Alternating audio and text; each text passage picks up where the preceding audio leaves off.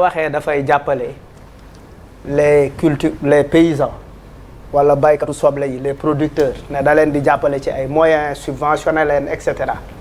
dans les normes état war na xam ne bu créer les conditions d'une bonne campagne agricole dans les normes état war na mën a am capacité pour estimer def ay prévisions wax ñu ne effectivement comme que investir nañ ci lii si tout se passe bien on aura temps donc dinañ am benn affaire boo xamante ne sur le marché dina fa nekk donc loolu comprendre ma pourquoi l'État du Sénégal n'a pas anticipé par rapport à ça c'est-à-dire anticiper par rapport à xam nga ni def naa temps si moyen lii la war a am ci wàllu récolte donc war naa waaj auparavant ay magasins de stockage mais tout à l'heure sur les magasins de stockage tantôt il nous parle de hangar tantôt il nous parle de wax nga fi tout à l'heure benn aire de stockage wax ñu y a rien de précis et que est-ce que les aires de stockage effectivement forcément si zone yu ñu nekk nii ñun la ñu war a nekk wala dañu war a nekk fi baykat yi nekk effectivement xam nga yooyu yëpp c'est des questions importantes mais également diggante le commerçant traditionnel qui vend di lal qui étale ak le boutiquier du quartier ak li nga xamante ne ki nga xamante ne mooy jóg di dem ci magasin grande surface yi loolu la ñuy ñaan parce que plus qu'on a des magasins de grande surface plus on est en bonne santé parce que effectivement l'espace est beaucoup plus propre et cetera il y a de la conservation et cetera mais loolu du dañ tant que ñu ngi am une dépendance loolu du dañ tant que ñu ngi am une certaine amuñu autosuffisance parce que ñàkk autosuffisance boobu dafay créer effectivement une relation entre le client et le boutiquier li nga mën a am chez le boutiquier du quartier tu peux pas l'avoir chez Auchan tu peux pas l'avoir ci beneen magasin de grande surface parce que am nga possibilité enseignant nga comme grand Amad Gueye enseignant nga da ngay dem ci boutique bi sa carnet nga yor.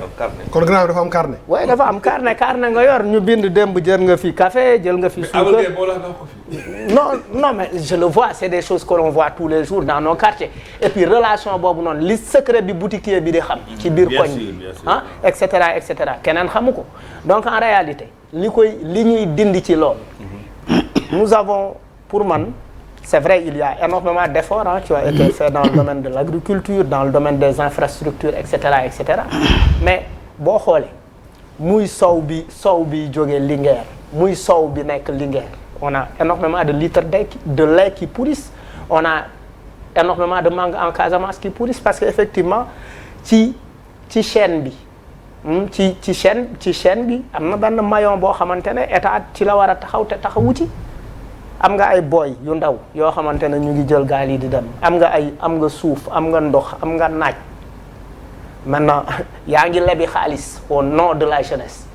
il faut créer les conditions quand on peut créer les conditions de notre propre autodéveloppement bu ñu autosuffisant nit ñi on fait comme dans tous les pays da ngay dem jënd li ngay jënd doo yoreel kenn bor doo waxaale mais tant qu'il y a la hausse des prix l'État doit effectivement faire effort ou effectivement subventionner loolu en commençant une certaine politique de rationalisation commencé ko ci boppam politique de rationalisation mooy lan mooy il y a am na ay structures de l'État yi nga xamante ne pour man à mon humble avis il faut que l'État fasse un effort parce que bu ñu tollee ci période de crise on demande à la population de comprendre ñuy lier les situations par rapport à l'Ukraine par rapport à la Russie par rapport à la frontière du Mali qui a été fermée, etc. Il faut aussi qu'en contrepartie, l'État fasse un effort. C'est faire un effort dans sa gouvernance, c'est faire un effort dans la gestion des ressources publiques, identifier effectivement les... Mais Malal, vraiment émission bi aussi wolof la quoi non mënoo nekk di wax pendant 5 minutes ñu lay déglu sénégalais yi ñu ci vraiment booy géej wax naan nga def tuuti effort quoi parce que nit ñi ci biti ñëpp ku ñu romb dañu koy émission bi wala boobu ngay demee ni émission boo xam ne sax en français nga dem def non c'est l'effet d'une aliénation xam nga aliénation yooyu